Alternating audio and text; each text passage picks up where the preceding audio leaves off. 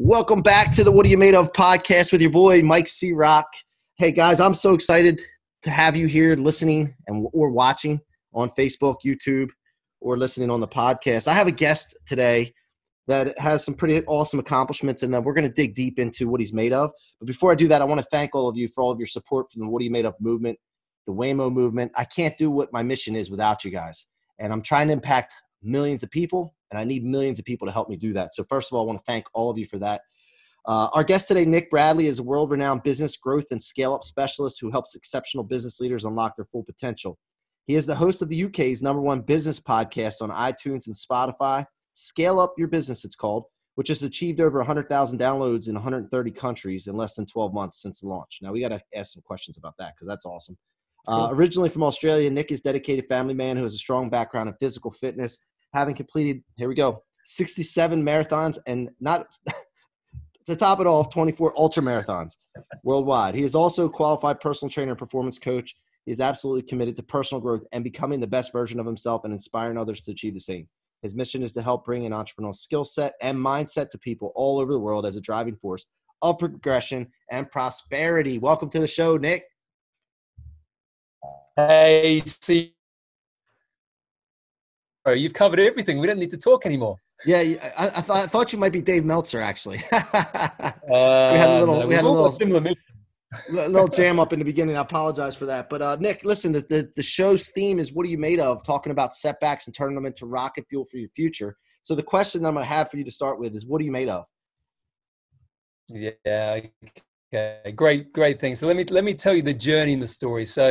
So I had a full-on career in private equity. For your listeners who don't know what that is, it's going in and buying businesses, turning them around and selling them for a lot more money. Did that for ages, made a lot of cash myself, had the big house, the nice cars. And then I had a massive breakdown, and I'll explain the kind of situation. So I went to bed one night, and I woke up about 2 a.m, and I literally cracked all of the teeth down the right side of my jaw. Like literally the whole thing was swollen. It was like I was punched in the face, man, right? And what had happened is I was working on a big deal. We're talking business deals off, hundreds of millions of dollars. And I was getting super stressed about the whole thing. I was kind of not really living my purpose. I wasn't living my values. I was out there chasing money. It was all about me. It wasn't about making a difference to anybody else. And you know what? Your body catches up with you, right? You get stressed. And so I woke up the next day. I went to the doctor first, then I went to the dentist. The dentist said to me, you know what? You've just basically cracked all of your teeth because, you're stressed, you're burnt out, you're worn out. And from really squeezing and grinding your teeth, like with stress and stuff? Grinding. Wow. But listen, this is one. You know how things compound, right? They kind of hit you at one point, and there's one point where you make a decision, and that decision changes everything. And that was my night, right? I spoke to my wife. She said, you've got to change everything I've been doing for the last sort of 15, 20 years. You've got to change it. And so I went away for a while. I kind of did a whole heap of self-discovery, self-reflection, connected with some people I hadn't connected with for some time. And I just recreated my life. So in answer to your question, what am I made of? I am now made of growth, contribution, making a bigger impact on the world, living my true purpose, inspiring others. I do it through business. But you know what? Before that, I was nothing like that. As I said, it was all about me. So for me, it's a story of transformation, man, and it's a story of finding who I really am.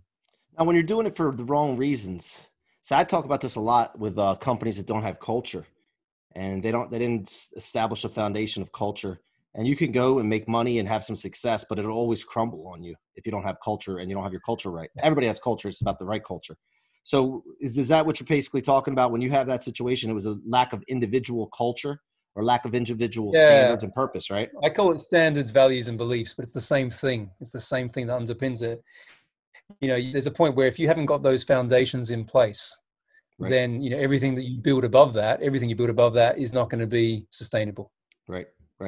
Yeah. So, and then from that point though, how long did it take you to really get on a new course?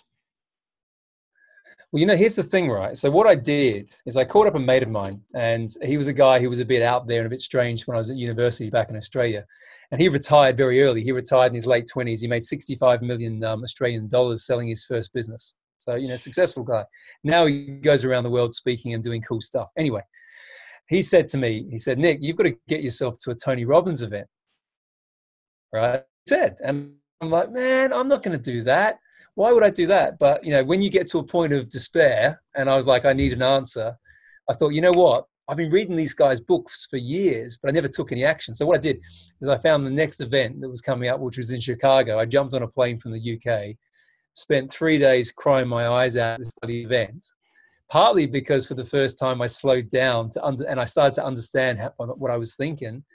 And I made the decision then to change everything. I didn't act on the decision straight away. I didn't suddenly come back and just burn the boat, to use that expression. Right. But I made the decision that things had to change. And then I spent a bit of time executing, making all those things happen. And so I've been to a lot of the events, and a lot of times you go and what do they call that? Like a short burst of passion or something, and then it wears off. What did you do differently than a lot of people when you went to a Tony event that kept you going and made it stick, so to speak? Yeah, because you see that. You see people who go to these events and they become junkies at these events, and no judgment to that. But I think for me, I didn't need a lot to push me to take the decisions I needed to make. I just needed some answers, right? And if I go back even further, I had a really strong corporate career. Then I had the private equity career. I was a board director of a Fortune 500 company before I was 30, a CEO of private equity businesses before 40, right? And I was following this path, but I didn't know why I was doing it. And every time I achieved something, I never stopped to celebrate it, right? And it was all about, what am I chasing here? So what happened is I went away to the event and I got the answer. And the answer for me was really quite straightforward. It was, you are too focused on yourself, and I need to be focused on others. I need to make a wider contribution. And I never really understood that. So I changed one belief system, the idea that if I help people without expectation, I'll have everything that I want and need in life. And I didn't live like that before. And because that cog, if you like, slipped in my mind, when I came back, I didn't need any more motivation. I just needed to take action. And then money's important. Obviously, it can't be your main driving force, but how soon did you start to be able to monetize and be able to make a living, though, doing what you're talking about? Because that's what first question a lot of people have is, Yeah. It took 18 months, not necessarily to make money, but a lot of things fell into place. So this is kind of serendipitous and a bit weird. And, it depends what your beliefs are on this, but sometimes I think when you follow the path, certain doors open. And it may be the fact that those doors were always there, but you never saw them before. You had the opportunity. So what happened for me is I came back. I still had the day job, if you like. I was still doing all the private equity stuff. I got some mentors, got some coaches. I got some people who were a few steps ahead of me in areas of business that I wanted to develop. I started my podcast. That went to #1 within 3 months in the UK, went through the roof for various reasons, which I can explain. And then that gave me the catalyst to keep going. So I had momentum. And then off the back of that, I've now got 7 separate businesses. And all of them have come from building a strong personal brand. But it's not just that. It's actually operating with authenticity. Because the stuff that I try and help people, I genuinely am out there trying to change their journey and their trajectory with their business and their life. Right. And because I'm doing that, I'm getting so much back commercially, as well as kind of how I feel about myself and what I'm doing. Yeah, outflow into the universe with that purpose will always turn up something positive. I mean, it's just, it's almost a natural law. So many people don't get that though. And I didn't get it right. I kind of, for me, it was about take. I got to consume, not create. And so it was a bit of an unusual paradigm. I'd never been taught that, but obviously it makes a lot of sense when you experience it, but you have to go through that.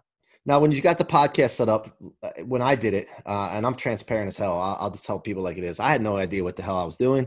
I appeared on a buddy of mine's podcast. He said, "Do you want to come on?" I'm like, "Sure." Chris Donaldson, shout out to Chris Donaldson. And I got on there and I'm like, "This is fun, man. I'm enjoying this." So then I figured out, okay, I don't know how to do it. I'm just going to find someone that knows how to do it. I'm going to pay them to take care of it for me. And I'm just going to perform on the show and record it. So how did you? Is that what you did? So there's a guy in the UK, a guy called Rob Moore. Shout out to Rob Moore. He's got one of the most successful podcasts here. He's been doing it for 5 years, right? But he's had million loads. But I got him as a mentor, and he basically said, "Okay, this is how you do it." He even helped me with the name, all that sort of stuff. And then what I did is I signed up to. He's got an agency as well, which does just the production. And so I thought, you know what? I'm going to remove all friction. All I want to do is have fun and interesting conversations with amazing people, right? Put value out into the world, and just focus on that, right? And so everything else I wanted to outsource. So that's exactly what I did. And that definitely helped, because it's a consistent thing. You've got to be consistent at this to be good, right? So you don't want to have things that slow you down. Now, did you start like a weekly podcast, or was it daily, or? Yeah. Now, and then off the back of that, started building a much bigger kind of social media presence. And now there's different channels going on. So there's YouTube channels similar to what you're doing, I'm sure, C-Roc. Yeah. But it started off with being very focused on one platform, which was the podcast. Yeah. I really still don't. I mean, I'm just going like crazy. Like the only way I know how to do anything is just go all out and then let the rest like just happen. And then I learn as I go. So I don't know any other way to do it, besides that. So is that what's the secret behind getting so many downloads so quickly? Yeah, so there's a couple of things that I've learned through the process, and there's a little bit of kind of the whole, how do you scale up your podcast as much as there are your business? Right. So first and foremost, I called it Scale Up Your Business. So it's, it's not the most creative name, but you know what? If you're an entrepreneur and you're stuck in struggle zone, and a lot of them are, because scaling is quite difficult, it's a different identity that you need to go through that journey, then people can find me easily. So first and foremost, if you want to scale up your business, come to Scale Up Your Business. So that helped.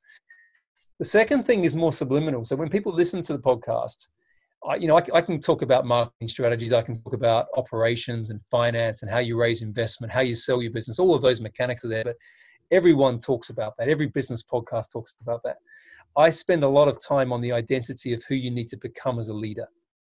I talk a lot about the mindset of growth, the idea about how you show up. I talk about culture a lot, exactly what we spoke about before, because it's things like that that make the biggest difference. I say 70 to 80% of business success is mindset. It's how you show up. It's what you believe. And so quite a lot of what my content is drawing that out of really interesting people. So I've had some amazingly successful entrepreneurs on my podcast. And what I do is I manage to weave out of them that sort of thread of success. So a lot of what people are getting is the playbook from the people who have done it, as well as all the mechanics and the tips and things that you can apply to your business. So it's the mix of those. So that content play has made a big difference in terms of its success as well. Yeah. And here's the thing, you start to hear the same things, don't you? It's that, it's a common thing. You repeat things. Oh, I'm going to write that down. I heard that more than once. And then eventually you hear the same things, and it's like rarely anything new. You just got to put it into play and then be consistent, frequent, and in mass quantities. Right. I had a couple of people on recently, and I asked the same question. What are the principles of success? And I'll give you the 4 that I've heard the most out of 95 odd interviews now. Right. First one is focus.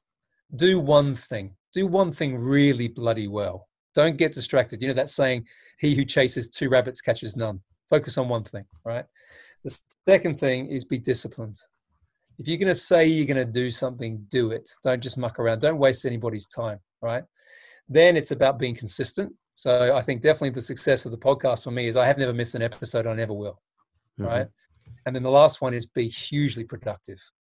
Hugely productive. We've only got, X number of minutes in a day. Don't waste them. Get very intentional about how you spend your time. And if you put those things together, none of that's hard. None of that's hard to get, right? We all get it, but no one does it. No one does it. Yep. And that's the difference. It's about stepping up and executing. That's the main thing. Yeah. And then you mentioned leadership. And so that's the other issue. A lot of people do not want to step up and be a leader. One, they may not know how, but even if they know how, like you just said here, they don't do it. And I think a lot of it comes down to the fact that once you step up, the eyeballs are on you, because that's what it means to be a leader. People are watching you and looking to you for advice or for guidance, right? And a lot of people don't want those eyeballs on them. They don't want that accountability. They don't want to be in a position of responsibility, and they don't want to have people checking them to make sure they're doing things the right way. Well, the key thing that underpins that I've kind of recognized is a lot of people don't think they're good enough. So as soon as you put yourself out there into that place where you can be judged, and this is the funny thing, by people who don't really matter, right? You don't know these people, right? So it shouldn't matter. But of course, the human psychology is that I don't want to be that person. What they don't realize is if they don't do that, if they don't put themselves out there, they're probably not going to get to where they want to be. So it's this weird vicious circle that you've got to step into that and make that choice, step into that fear. Otherwise, you're potentially going to have a life of mediocrity. And the other thing is people don't think about us as much as we think they do. Like we're inside of our own heads all the time, right? So we think, oh, so-and-so's thinking of me. This person's thinking, everybody's thinking about me. And it's so untrue, man. And matter of fact, if you can get to the point where everybody's thinking about you, your business will scale by itself. So, right? This is the thing. Once I had a couple of issues with it when I first started. I thought, what are people going to say? And I get battered by my old world. So the world of private equity is quite conservative.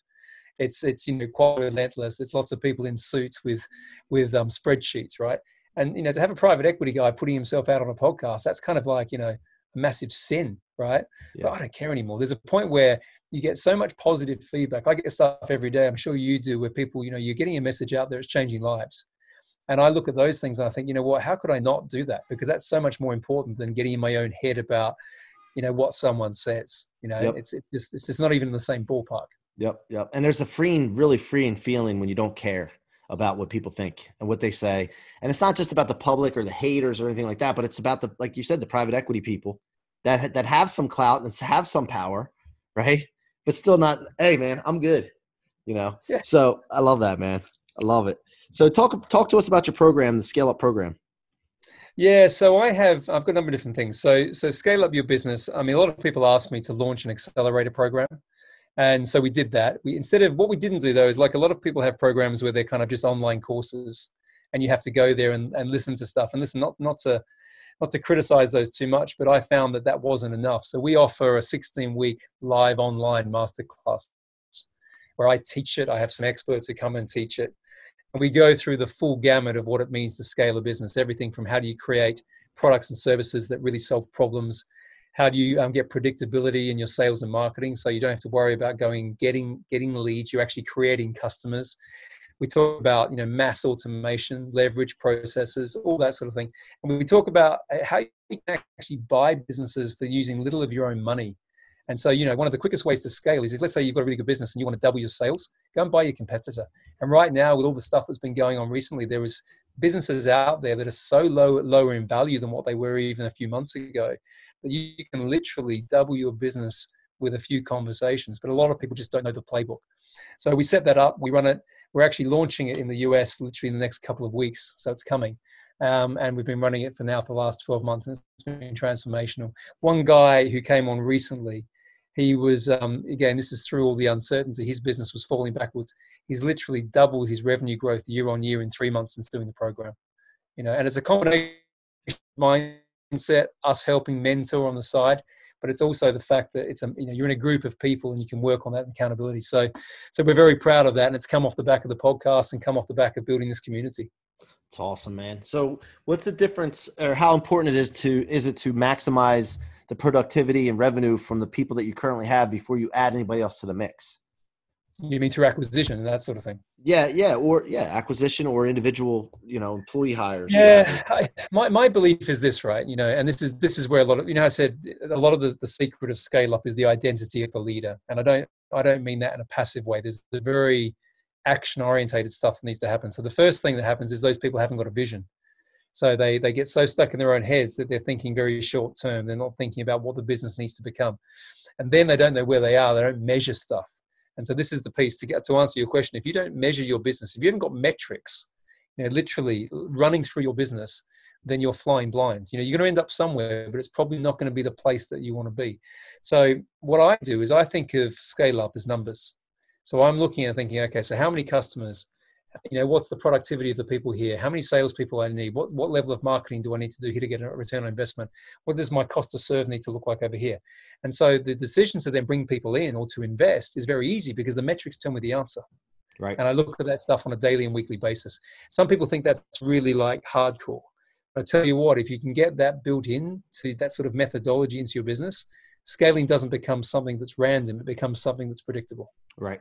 Yep. I love it. I mean, I look at my numbers. I look at my numbers like at least hourly. We have 30 plus employees in our mortgage company, and I look at it like that, and I'm kind of obsessive with it. And we send them out constantly to everybody. So it's very transparent. Everybody knows where they are. And if they haven't, credit pulls, you got to pull credit to be able to take a loan application and so on. And if you're not doing that first part of the sales cycle, that you're not going to have loans closing. So it's very simple to read. And then we can, we get on people right away. Like, hey, is there an issue? Are you engaged today? culture, behaviors, and metrics are probably the things that underpin scale up, because you've got people who are focused, they're doing the right things. You've got the metrics to show what the performance is across all the areas, and then your ability to scale, which means obviously my definition of scale is building teams, because you can't scale just with 2 people in a shed. You need to start to employ people, you need to have suppliers, but everything is underpinned by those things. As soon as you get that in place, and a lot of entrepreneurs don't get this, then all of a sudden you start to see that march towards millions or whatever your objective are, because it just becomes a direct pattern, just something you need to execute against. Yeah. So just to give you an idea where we just came from, we were doing somewhere around 4 to 5 million in loan volume in our small group. And that was about a year ago. And then we just went to 18.9 something in March during COVID. And then not only just broke that record, but blew it away and did 32 million in April. And so we've seen some magic via scaling up and culture and accountability and all that. And it's a situation now where I can't keep it to myself. It's like, I want to share with everyone. You know what I mean? I don't want to just keep this secret here and then work it here. I want to do it here and then show other people. Then I'm thinking that's what you went through as well. That feeling of, hey, I got to share this with the world and help other people. This is too good. Well, yeah. Well, for me, it came back to the thing is like, I thought, when I sat down and I kind of reflected on my journey and what I'd gone through, I thought, you know what, I'm sitting on a mountain of wealth here, a mountain of knowledge. And, I can't keep it to myself. If I can inspire 1 million people to grow their businesses, to create freedom, to build their own wealth, to live life on their terms, which also then starts to change, communities and geographies, right? Imagine what that does to the world. That changes everything.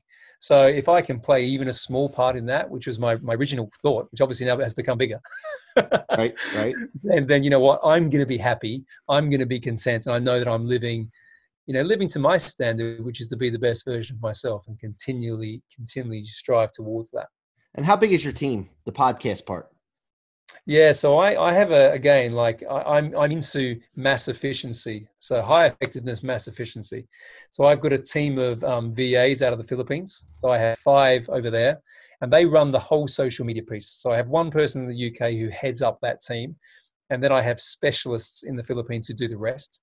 Then I've got, as I said, an outsourced production agency of 3 people. And then I've got some other people who kind of help me source guests or kind of just manage the process and make sure of that. So it's around about 10 people in total. Yeah. Yep. People don't realize that. They don't realize it, and I love it. I like them to think that C-Roc's doing it all, man. When do you sleep? When do you sleep, dude? Well, the hardest bit, and you must get this right, as your audience gets bigger and your profile gets bigger, it's going back and engaging with these people. Right. So I did a podcast, when was it, end of last year, US podcast, and it was on buying and selling businesses for no money down. Right. Pretty interesting topic. No one knows how to do it. I just said, this is how you do it. 67 inbound inquiries of how the hell do you do that? That's alchemy, Nick. What have you just said? And that was over the weekend. That was like on a Sunday. And I'm like, I can't respond quickly to that. So I had to have teams of people, and it gets a bit difficult. But I used to also jump on a phone call with anyone who wants to have a phone call. 15 minutes, I'll just try and nudge you forward in your business. And it was part of my giving back. I still love doing that, but I can't do it anymore. Not the same way, because just too many people are contacting me. So I'm working out my own systems and processes around this as I'm scale up your business. And listen, if you ever need someone to talk about it that can relate to that, you can call me anytime, man, because I feel like the same thing. I'm talking to my wife the other day and I look at my phone. I literally had to get 2 phones, because I can't keep up with all the notifications at the top of the screen, because we're in all the different platforms, because we want to get out there and be omnipresent. And I'm just thinking to myself, like, how does someone like, you said Tony Robbins, like, how does somebody handle somebody? He can't have an Instagram account that he actually looks at. No, listen, I have people who are on every different platform. So I've got a specialist on Instagram, specialist on Facebook. I do a lot of my LinkedIn stuff myself, but I have got a person who helps me with that as well.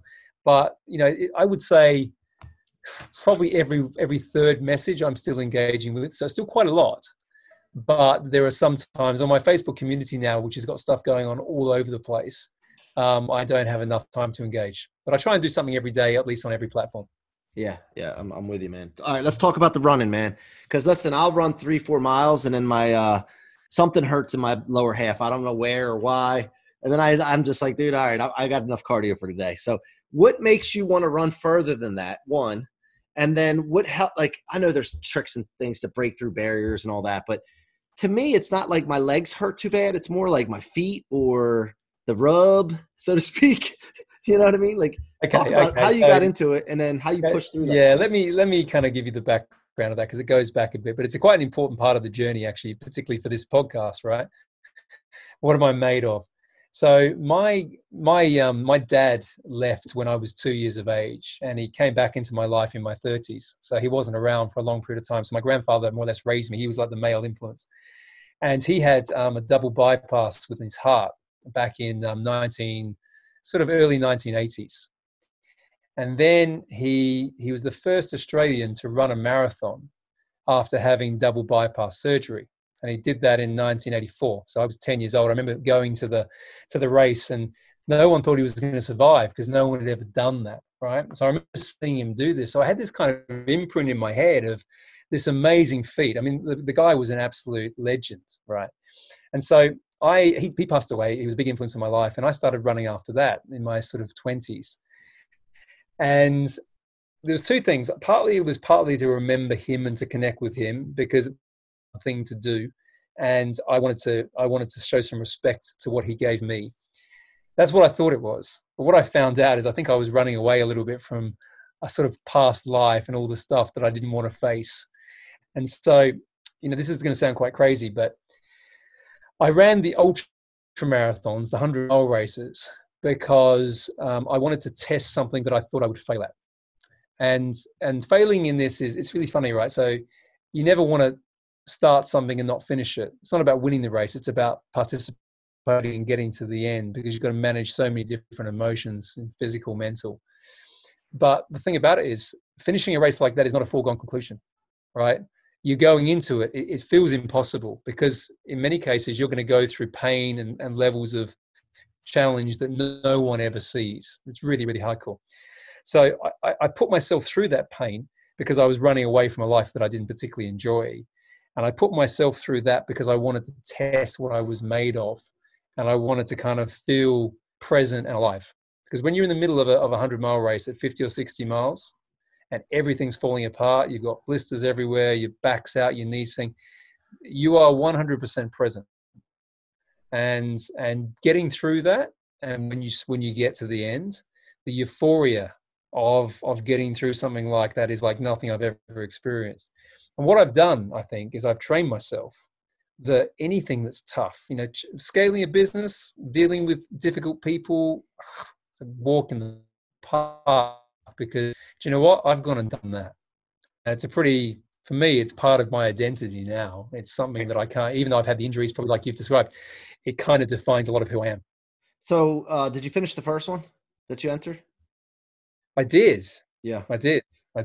I ran my first marathon at 21, and I'm still running, marathons now. I'm not doing as many ultras as I used to. I did most of my ultras in my 30s. But yeah, the first ultra marathon I did was 50 miles, and it was through the night. And it was a really funny one. I was getting chased by a guy dressed up as the Grim Reaper. They do these kind of weird things, right? So you got to go, and that's kind of scary enough because it literally goes for like 12, 13 hours. Anyway, my friends dropped me off at the race. They said, "You're never going to do this. You've never done." I'd never run any further than a marathon before, and this is like a double marathon. Yeah. No, I did it, and it was hard, and whatever else. But afterwards, I thought, what? I changed. I thought, what? Anything that someone throws at me now, I'm just going to go with it. Now, does a regular marathon, feel simple and easy now that you run it in ultra? Yeah, I was doing a marathon every weekend on a Sunday as a training run. But you know what? Hard. That's me projecting my insecurities in running on you when I say, wow, you know what I mean? That's like, I probably could do it. Well, I know I could do it if I put my mind to it, but it's just, to me, it's just mind blowing to do that. And Jesse Itzler does them too. Do you know Jesse Itzler? Yeah. And there's a guy called Zach Bitt who just broke the 100-mile record on a treadmill. And if you look at the pace, he did 100 miles in something like 12 hours, which is, 4-minute kilometers or something ridiculous. Wow. So, everyone, obviously there's a thing here where some people are more talented in terms of they have the physiology to be able to be better runners, right? But I think everyone has the mindset to do this. So everyone has the ability to do it, but the mindset is the thing that makes the difference. And what I found is I look at mindset like a muscle. right? The more that you can challenge yourself, the more that you can step up to things that feel impossible from the beginning, but once you overcome them, you're lifting yourself up a level. And that resilience is massively powerful in anything you want to cope with in life. But I look at it from a business perspective, and the reason I can go and coach, these people now who are struggling to scale up, and in many cases just push them forward through this really tough struggle zone, this wilderness of scale up, is because I've done these bloody races and I don't think anything's impossible. Right. Because that's my mindset. Yeah. Yeah. That's awesome. Well, Nick, how can my audience contact you, engage with you? Yeah. Well, listen, as I said, you can reach out to me. Firstly, have a listen to the podcast. If you've got a business and you want to learn some different things around scale up, come and listen to Scale Up Your Business. You can find that on iTunes and Spotify. The community, Scale Up Your Business on Facebook. So we've got about 1,500 people in there now. It's a really vibrant community of business owners. But if people want to reach out to me directly, reach out on Facebook, LinkedIn, or my website, which is nickcbradley.com. As I said, I always like to have a conversation when I can with people. So if people reach out and they want to have a conversation, I still offer that. All I say is sometimes it pushes out a little bit in terms of time, but I'm happy to serve your community, C-Roc, in any way I can. So happy to offer that to people as well. I appreciate it, Nick, and I appreciate you being here. And if there's anything your boy C-Roc can do for you, all you got to do is shoot me a message, call me, however you got to do it. You can find me. I'm pretty easily to find. So I appreciate you, man. And thank you for coming on today. Yeah, no worries, man. Thank you very much. You guys have been listening to the What Are You Made Of podcast with your boy, Mike C-Roc, and our guest, Nick Bradley. And guys, thanks for listening. Please tell your friends and family about us. Go subscribe on podcast platforms like iTunes, Spotify, or go, if you want to watch these, check out the YouTube channel, Mike C-Roc, Ciorrocco. Until next time, I'm your boy C-Roc. Thank you for being a part of the What Are You Made Of podcast. So that you don't miss future episodes, please rate and subscribe to the What Are You Made Of podcast on your favorite listening or viewing apps, and follow me on your favorite social media platforms. I would love to hear your stories and past experiences and engage with you further.